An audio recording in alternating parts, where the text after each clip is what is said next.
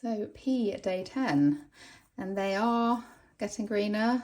They're all growing as they should be, and I'm just going to continue to water them going down the side. If you had flats and you were using it as we would commercially, we would bottom water them or go down one side in the morning and tilt it, and one side in the evening and then tilt it so it spreads the water across.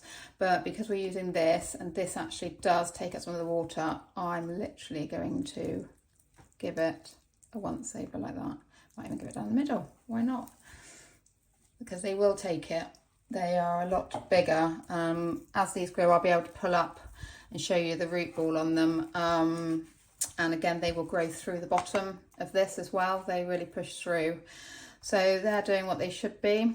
Again, I did say they take longer, 28 days.